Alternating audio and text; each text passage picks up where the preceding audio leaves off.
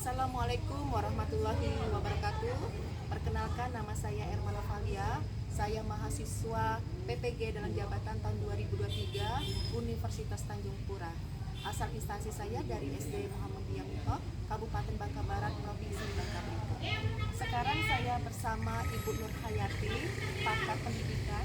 Terima kasih Ibu Nur yang sudah menyempatkan waktunya. Sama-sama. Ya, ada beberapa pertanyaan nih Bu ya yang akan saya tanyakan kepada Ibu berhubungan dengan masalah identifikasi masalah yang sudah saya lakukan sebelumnya Bu, dan itu kebetulan di kelas saya. Nah jadi salah satunya itu saya melihat nih siswa-siswa saya ini untuk masalah motivasi dan minat belajarnya itu agak menurun Bu. Jadi menurut Ibu tuh apa penyebabnya masalah tersebut? Menurut saya Bu Irma ya, terima kasih sebelumnya atas waktu yang diberikan.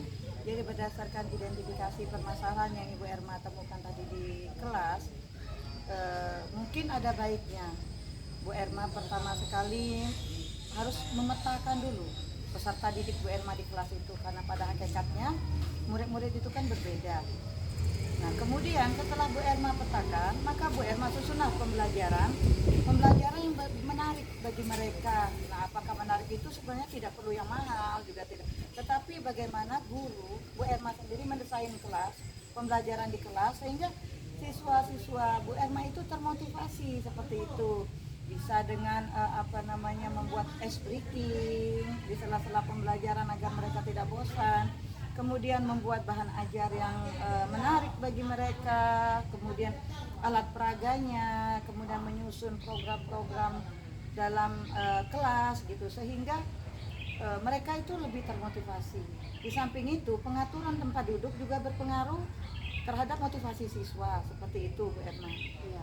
Dan juga saya melihat mungkin dan saya merasakan juga Bu ya, untuk penyampaian materi anak-anak dalam kegiatan belajar mengajar itu kurang menerapkan langkah-langkah pembelajaran. Jadi mungkin di situ juga akhirnya membuat motivasi anak juga gitu.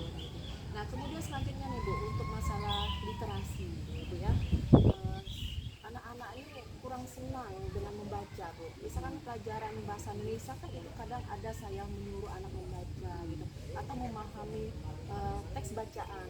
Nah mereka itu kadang bosan gitu Bu. Selain itu juga untuk masalah kunjungan ke perpustakaan juga ya Bu ya, anak-anak tuh kadang kalau misalkan kebetulan kan kita sudah dibagi nih ya Bu ya, setiap kelas itu jadwalnya gitu untuk berkunjung ke perpustakaan, tetapi kadang antusias anak kurang Bu gitu. Kadang kala juga mereka di dalam perpustakaan itu hanya banyak ngobrol gitu, banyak bermain, bukan fokus membaca gitu. Nah menurut Ibu mengapa demikian? Nah kalau menurut cerita Bu Erma tadi, berarti itu Ibu kurang membuat sebuah program yang mengarah kepada literasi. Salah satunya Ibu bekerja sama dengan perpustakaan. Kemudian di perpustakaan Ibu bisa memanfaatkan yang ada misalnya. Kemudian di samping itu untuk mengatasi masalah membaca, pemahaman anak-anak mereka tidak suka membaca. Nah itu bisa Ibu gunakan media pembelajaran interaktif yang lebih menarik Bu. Jadi bisa melakukan membuat berupa tayangan, sehingga tayangan cerita, kemudian anak-anak disuruh memperhatikan, menonton video, kemudian apanya itu ditulis kembali, mereka salin apa yang mereka lihat, apa yang mereka tonton, kemudian mereka catat. Kemudian di awal-awal bisa juga Ibu menerapkan literasi itu di pojok baca Ibu itu dimanfaatkan sebaik-baiknya, ya. Lakukan pembiasaan di kelas misalnya 15 menit sebelum membaca, kemudian setelah membaca mereka harus bisa menyampaikan kembali apa isi bacaan yang telah mereka baca, mereka berani tampil di depan Ya, seperti tapi itu. mungkin salah satu kadang sudah saya lakukan ya Bu ya, misalkan anak-anak sudah selesai mengerjakan tugas atau pas sudah istirahat, mereka dipersilakan untuk memanfaatkan pojok baca, tapi ternyata saya lihat yang mungkin kurang berminat ya. Ya mungkin ya salah satunya pojok bacanya kurang menarik kali Bu ya, sama buku-buku yang masuk itu aja gitu. Nah kemudian untuk masalah numerasi nih Bu ya, nah memang kita akui dari zaman ke zaman itu anak-anak itu paling tidak suka dengan pelajaran matematika Bu ya. Jadi mereka ini untuk memahami konsep pelajaran matematika itu memang agak sedikit sulit gitu Bu. Ditambah misalkan hafalan perkalian perkalian yang memang seharusnya di kelas tinggi itu sudah hafal kan Bu ya, tapi ternyata saya menemukan masih banyak juga yang belum paham gitu. Kemudian untuk pelajaran bangun ruang misalkan ya Bu ya, mereka tuh kadang masih bingung bangun ruang itu yang mana ya, bangun datar itu seperti apa. Kadang bangun ruang dia bingung mana balok, mana kubus gitu. Jadi menurut Ibu seperti apa itu?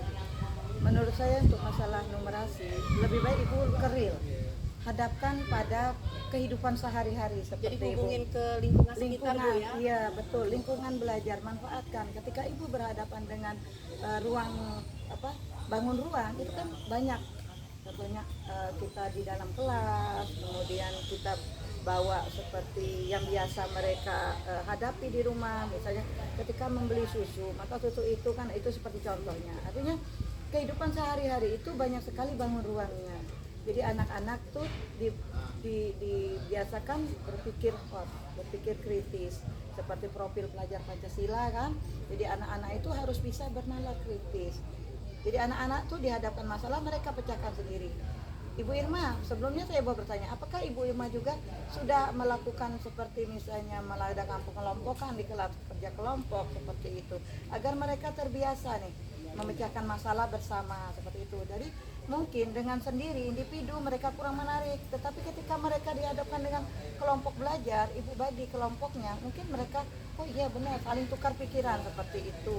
Jadi tidak membosankan ya Bu, tidak ibaratnya tidak fokus hanya di gurunya, jadi ke siswanya gitu Bu ya. Betul. Nah kemudian ya itu tadi berhubungan dengan yang tadi juga ya, apa namanya dalam inovasi pembelajaran gitu Bu ya. Jadi memang kami akui Bu ya sebagai guru ini kadang kurang gitu memanfaatkan media-media pembelajaran, model pembelajaran. Padahal itu sebenarnya banyak kan Bu ya. Tapi mungkin karena berhubung waktu juga gitu kan mempersiapkannya gitu perlu banyak waktu gitu. Nah mungkin itu salah satunya menyebabkan anak itu kurang termotivasi dan bosan dengan pelajaran gitu. Jadi gimana menurut Ibu? Menurut saya berarti gini Bu, kalau untuk yang masalah anak-anak kita yang guru yang kurang skill itu yang kurang memahami peserta didik lah katakan ya. Jadi pada hakikatnya kita itu yang harus banyak belajar Bu. Sebagai guru kita harus menang selangkah kan dari murid-murid kita. Artinya ibu bisa belajar sebenarnya sebelum melakukan sebuah masalah. Ketika ibu menemukan sebuah masalah, pertama ibu harus punya rekan sejawat, tempat berbagi yang permasalahan yang sama, itu baik di sekolah maupun dalam komunitas belajar yang ada di sekolah. Jadi Ibu Irma tidak bisa memecahkan masalah ini sendiri, harus ada teman seperti itu. Nah setelah Ibu Irma berbagi dengan teman rekan sejawat masalah permasalahan yang Ibu Irma hadapi tadi, nah Ibu Irma bisa mulai belajar berbagi praktik baik itu belajar dari PMM misalnya, di situ banyak Bu contoh-contoh memotivasi kita untuk supaya anak ini termotivasi mau belajar mudah, itu ada di platform Merdeka Mengajar. Jadi bisa Bu Irma itu di situ bisa memanfaatkan platform Merdeka Mengajar seperti itu. Nah kemudian masalah soal yang berbasis gitu ya. Memang kita akui ya kebanyakan guru-guru itu merasakan bahwa kalau dalam pembuatan soal hoax itu anak-anak merasa agak kesulitan gitu untuk menjawabnya, apa karena memang kepanjangan atau mereka memahami soal itu agak sulit gitu ya. Nah itu salah satunya juga. Nah kemudian mungkin juga guru-guru yang ada guru lah, tidak semua ya Bu ya, yang juga belum paham sebenarnya hoax itu seperti apa. Benar. Gitu. Soal pembuatan soal hoax itu seperti apa gitu. Jadi begitu Bu. Oh iya. Jadi intinya Bu Irma sering-seringlah berkolaborasi baik dengan rekan sesama di sekolah maupun kita kan punya wadah nih di kecamatan berupa KKJ yang merupakan komunitas yang sama.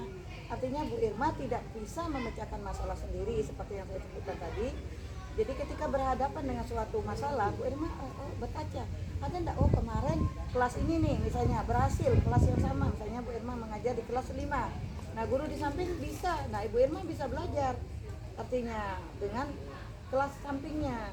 Yang penting berikan pendidikan itu Apapun yang kita lakukan itu pendidikan itu harus berpusat pada siswa.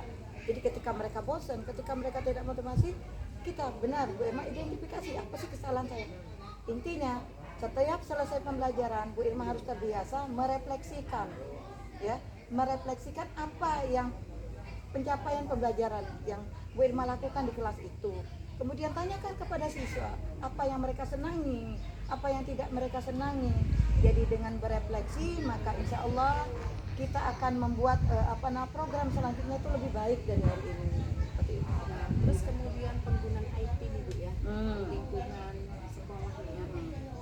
Padahal di sekolah itu sudah menyediakan salah satunya proyektor gitu ya. Tapi mungkin yang itu tadi ya Bu ya, terkendala dengan pemahaman mereka, penggunaan pengoperasian komputer yang kurang, atau ya seperti saya juga kadang agak sedikit malas untuk mempersiapkan media proyektor tadi gitu Bu. Nah, itu juga mungkin salah satunya yang menyebab suatu jadi masalah gitu ya di kelas gitu ya. Jadi untuk yang masalah IT Bu Irma, kalau IT ini kan kita tidak bisa seperti kata orang membalikan telapak tangan langsung enak semua bisa. Memang tidak semua guru ada yang belum paham IT, tetapi itu sebenarnya bukan merupakan sebuah masalah.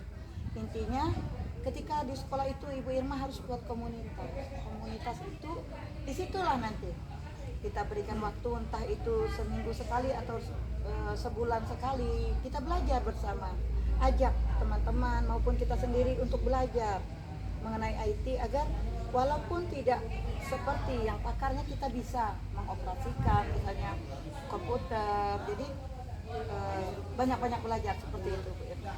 Nah, menurut Ibu apa ya kira-kira penyebab masalah guru kurang menggunakan IT tersebut gitu ya, selain mereka tidak mau repot gitu ya menyiapkan proyektor tadi, atau mungkin pengoperasian komputer yang belum bisa atau tidak bisa gitu ya.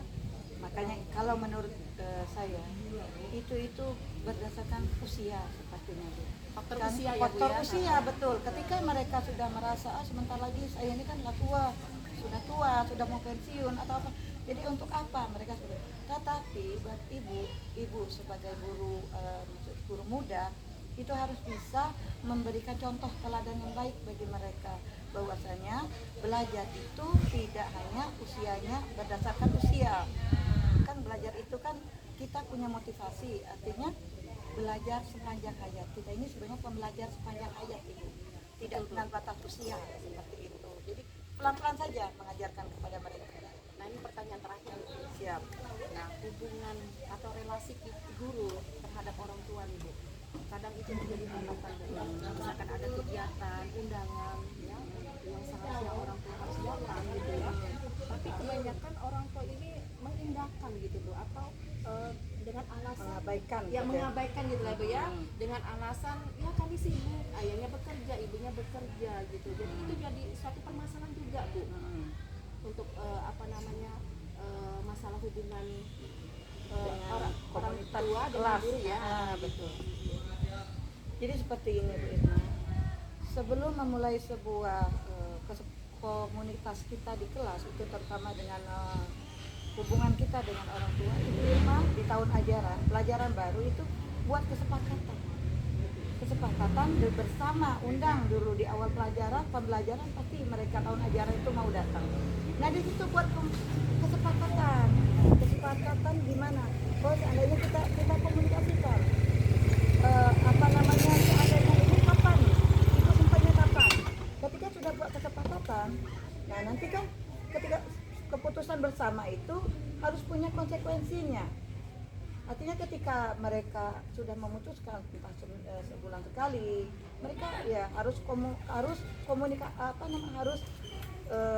konsekuensi dengan apa yang sudah mereka putuskan. Artinya dibicarakan di awal agar terjalin kenapa mereka tidak bisa, kapan bisanya, seperti itu.